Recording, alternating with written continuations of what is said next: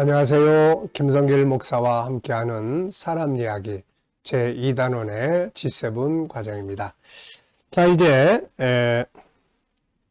부록 22회가 되겠는데요. 54쪽입니다.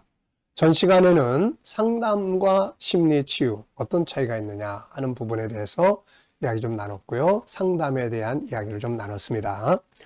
자, 여기서는 이제 심리치료, 치유라는 말을 하게 됩니다. 자, 우선 심리 상담이라는 건 뭐냐? 그냥 상담보다 심리 상담이라고 하면 폭이 좀 더 좁아질 수 있죠. 마음의 문제, 마음의 염려, 삶에 있어서 부딪힌 마음의 문제를 이제 상담하는 거죠. 두 번째는 이제 심리 치료. 심리 치료라고 하면은 병적 증세가 진행된 과정을 다루게 됩니다. 우울증이나 열등감이나 기타 정신과적인 부분들을 치유하게 되는데요. 역시 세상적인 심리치료는 일반적인 치료 기법, 약물 치료 등을 사용하는 반면에 기독교 치료, 특히 G7 심리치유는 영적 치유와 그 다음에 5가지 성품 치유가 중심이 됩니다. 그 이외에 또 필요한 부분들, 일반적인 사회 심리 치유 방법들에서 제공하는 좋은 기술적인 부분들이나 또 이런 것들은 우리가 또 정신과에서 좀 더 심각한 사람들은 정신과 진료를 꼭 받게 해서 약물도 복용하게 해주고 여러 가지 그런 현실적인 부분들도 우리는 다 사용을 해서 어쨌든 중요한 거는 마음이 아픈 또 그게 병적 증세로 가 있는 분들을 치유해주고 건강한 삶으로 돌아가게 해주는 것이 제일 중요하기 때문에 그렇습니다.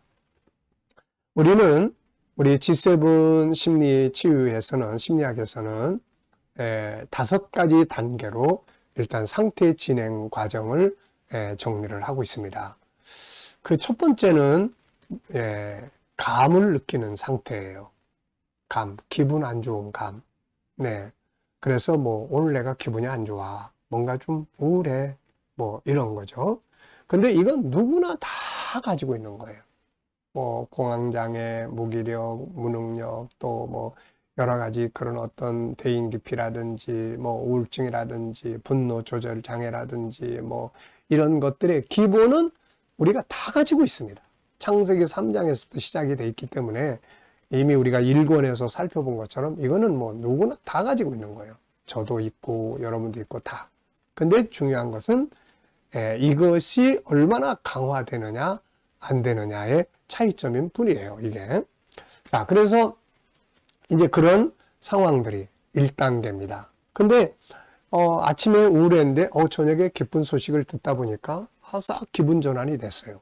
이거는 병적 증상이 아닙니다. 그래서 이건 항상 자기의 기분 전환, 할 수 있는 능력을 키워가면 되는 거고요. 그 다음에 그런데 요게, 잠깐 있다가 사라지는 게 아니라 요게 한 주간 계속 지속돼요. 또 계속 한 달 지속이 됩니다.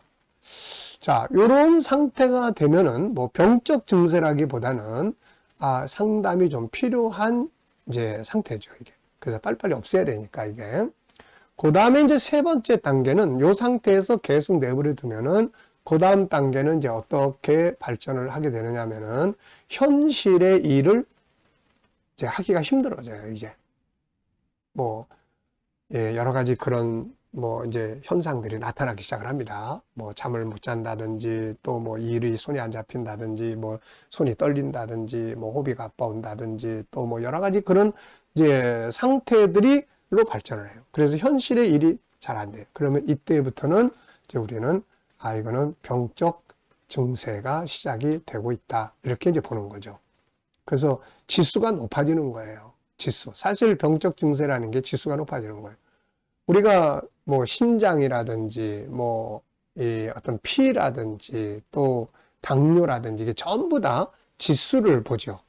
병원에 가면 피 검사해 가지고 의사 선생님들이 이걸 지수를 가지고 요 정도부터는 관리를 해야 될 상태입니다. 이렇게 이 심리적인 것도 똑같은 거예요. 우울 지수가 나는 한 20 정도 됐다. 이게 평균적으로 우울 지수가 한 10 정도면은 그냥 일상생활에서 조금만 기분 전환하면 된다. 뭐 이러면 되는데 이게 막 20까지 올라갔다. 그러면은 현실의 일이 집중이 잘 안 되는 거죠. 그래서 이런 상태에는 이제 정신과 진료, 필요하면 약도 먹고 그러면서 안정감을 만들어가고 상담을 해 나가는 거예요. 그리고 이제 이 상태를 또 그대로 내버려둬. 이거 빨리빨리 치료하면 되는데 계속해서 내버려두면은 이제 그 다음에는 이제 생각이 굉장히 강화됩니다. 생각이 강화되죠. 생각이. 사람은 생각하는 존재인데 왜곡된 생각이 강화되고 자기만의 생각이 강화되고 이렇게 되는 거예요. 그래서 강박관념의 상태가 이제 되기 시작을 해요. 자기 주장만 하게 되고 딴 말은 귀에 안 들어오고 뭘 해도 머릿속에 막 계속 강박증 같은 상태들이 반복이 됩니다. 그리고 난 다음에 5단계쯤으로 이렇게 가면은 이게 더 심해지거나 충격적 사건을 만나거나 어떤 이제 이런 상태들이 이제 됐을 때는 자기 생각을 뛰어넘는 딴 생각들이 이제 접근을 해요.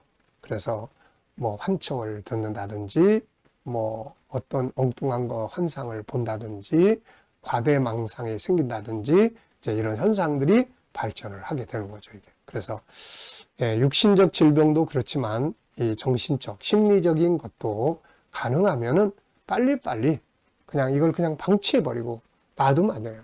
어떤 사람은 이게 초등학교 때부터 이미 시작이 돼요, 이거. 그 씨앗은 이미 우리가 태어날 때부터 내 안에 가지고 오는데 창세기 3장이 죄의 본능 아닙니까? 거기서부터 모든 두려움, 공포감, 창세기 3장에서 겪었던 이 본성적인 것들이 오는 거예요. 그래서 이걸 치유하는 치유의 기능적 가정, 치유의 기능이 있는 인간관계, 이런 관계들이 만들어지는 것이 정말 중요합니다. 어떤 사람들은 이미 초등학교 때부터 형성이 돼서 그때는 몰랐는데 나중에 중학교, 고등학교 때 더 심하게 나타나고 이게 30대, 40대가 돼서 그게 자기의 삶을 망가뜨리는 이런 경우들도 참 많거든요, 이게. 그래서 건강한 삶을 살아가게 만드는 것이 아주 중요하다는 거죠. 자, 여기서는 4가지 단계로 이야기를 합니다. 우선 예방, 그 다음에 치유, 관리, 발전, 뭐 여러 가지로 우리가 분류하고 설명할 수 있는데요. 여기서는 이렇게 4가지로 이야기를 하고요.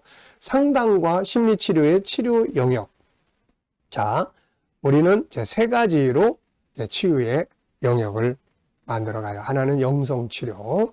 그래서 기도 프로그램을 짜거나 필요한 말씀들을 줘서 강박관념 같은 경우는 그 반대되는 말씀들을 주어서 암송하게 하거나 이렇게 해서 더 강한 강박을 심어줌으로써 현실적 강박에서 벗어나게 한다든지 이런 방법. 그 다음에 이제 5가지 성품, 5-14의 성품들을 이제 회복시키는 거죠. 이 사람의 문제가 5-14에서 어느 분야인지, 재능의 영역인지, 존귀함의 영역인지, 또 뭐 생각의 영역인지 이런 부분들을 체크를 해서 그걸 다시 회복하게 해주죠. 그리고 이제 사회적 방법 및 의료치료, 뭐 환경의 변화라든지 또 병원 치료라든지 약물 치료라든지 또 여러 가지 좋은 방법들이 또 있으면 이런 걸 사용을 해서 도와주게 되는 겁니다.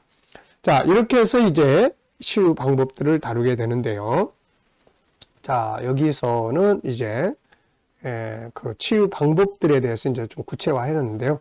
이건 다음 시간부터 진행하도록 그렇게 하겠습니다. 자, 이 시간 여기까지 하고 마치겠습니다. 감사합니다.